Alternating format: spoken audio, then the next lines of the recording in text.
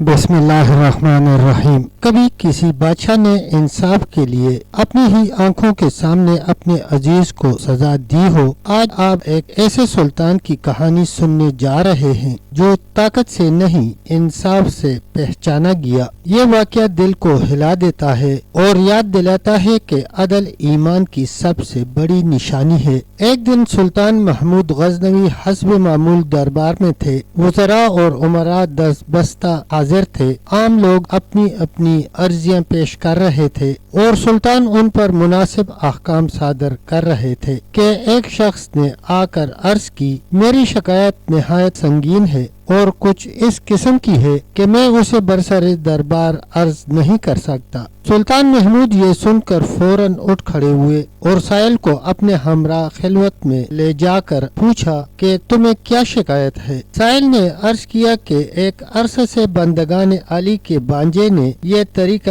اختیار کر رکھا ہے کہ وہ مسلح ہو کر میرے مکان پر آتا ہے اور مجھے مار پیٹ کر باہر نکال دیتا ہے اور خود جبراً میرے گھر میں شب بھر داد عیش دیتا ہے۔ غزنی کی کوئی عدالت ایسی نہیں جس میں نے اس ظلم و تعدی کی فریاد نہ کی ہو، لیکن کسی کو انصاف کرنے کی جرات نہیں ہوئی۔ جب میں ہر طرف سے مایوس ہو گیا تو آج مجبوراً جہاں پناہ کی بارگاہ عالیہ میں انصاف کے لیے حاضر ہوا ہوں اور شہنشاہ علی کی بے لاگ انصاف پروری و فریاد رسی اور رعایا سے بے پناہ شفقت پر بھروسہ کر کے میں نے اپنا حال عرض کر دیا ہے۔ خالق حقیقی نے آپ کو اپنی مخلوق کا محافظ اور نگہبان بنایا ہے۔ قیامت میں رعایا اور کمزوروں پر مظالم کے آپ خدائے قہار کے روبرو جواب دہ ہوں گے۔ اگر آپ نے میرے حال پر رحم فرما کر انصاف کیا تو بہتر، ورنہ میں اس معاملہ کو مالک حقیقی کے سپرد کر کے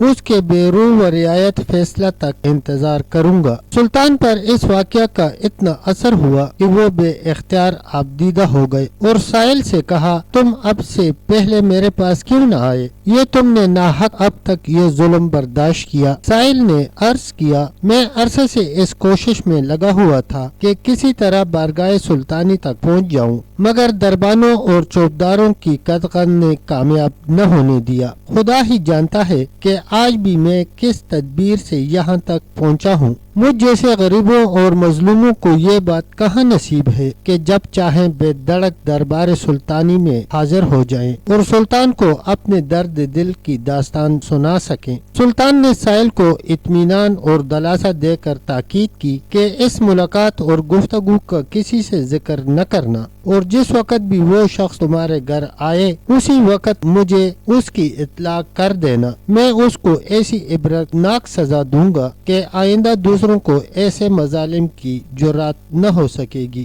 سائل نے عرض کیا کہ مجھ ایسے بے کس اور بے یار و مددگار کے لیے یہ کیوں کر ممکن ہو سکے گا کہ جب چاہوں بلا کسی مزاحمت کے خدمت سلطانی میں حاضر ہو جاؤں اور آپ کو مطلع کروں۔ سلطان نے یہ سن کر دربانوں کو طلب کیا اور سائل کو ان سے روشناش کرا کر حکم دیا کہ یہ شخص جس وقت بھی آئے ہمارے پاس پہنچا دیا جائے اور کسی طرح کی مزاحمت نہ کریں۔ 2 راتیں گزر گئیں مگر سائل نہ آیا۔ سلطان کو تشویش ہوئی کہ نہ معلوم غریب مظلوم کو کیا حادثہ پیش آیا۔ وہ اسی فکر میں غلطاں تھا کہ تیسری رات کو سائل دوڑتا ہوا آستانہ شاہی پر آ پہنچا۔ اطلاع ملتے ہی سلطان فی الفور باہر نکلا اور سائل کے ہمراہ اس کے گھر پہنچ کر اپنی آنکھوں سے وہ سب کچھ دیکھ لیا جو سائل نے اسے بتلایا تھا۔ پلنگ کے سرہانے شمع جل رہی تھی۔ سلطان نے شمع گل کرا دی اور خود خنجر نکال کر اس کا سر اڑا دیا۔ اس کے بعد شمع روشن کرائی۔ مقتول کا چہرہ دیکھ کر بے ساختہ سلطان کی زبان سے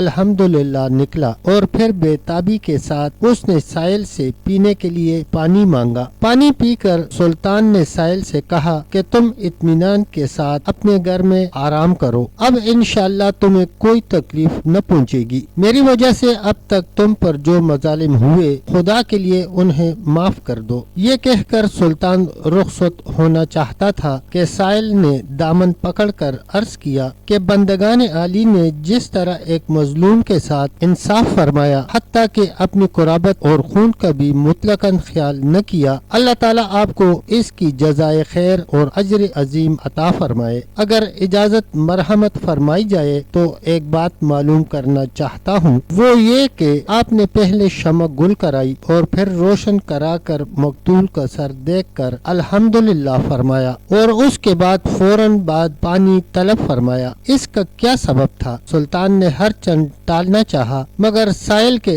اصرار پر اسے بتلانا پڑا کہ شمع گل کرانے کا مقصد یہ تھا کہ مبادا روشنی میں اس شخص کا چہرہ دیکھ کر بہن کے خون کی محبت مجھے سزا دینے سے باز نہ رکھے، اور الحمدللہ کہنے کا سبب یہ تھا کہ مقتول نے اپنے آپ کو میرا بانجا بتلا کر تمہیں شاہی تعلق سے مرعوب کر کے اپنی خواہشات نفسانی کو پورا کرنے کے لیے راستہ صاف رکھنا چاہا تھا۔ خدا کا ہزار ہزار شکر ہے کہ محمود کے متعلقین کا اس شرمناک بےہودگی سے کوئی تعلق نہیں ہے، اور پانی مانگنے کی وجہ یہ تھی کہ جب سے تم نے اپنا واقعہ سنایا تھا میں نے عہد کر لیا تھا کہ جب تک تمہارا انصاف نہ کر لوں گا آب و دانہ مجھ پر حرام ہے۔ اب چونکہ میں اپنے فرض سے سبکدوش ہو چکا تھا اور تشنگی کا بہت غلبہ تھا، اس لیے میں پانی مانگنے پر مجبور ہو گیا۔ سبحان اللہ۔ اسلام عدل و انصاف کا علمبردار ہے، اور جو حاکم سچے مسلمان ہوتے ہیں وہ اپنے کسی قریبی کا بھی لحاظ نہیں کرتے اور ہر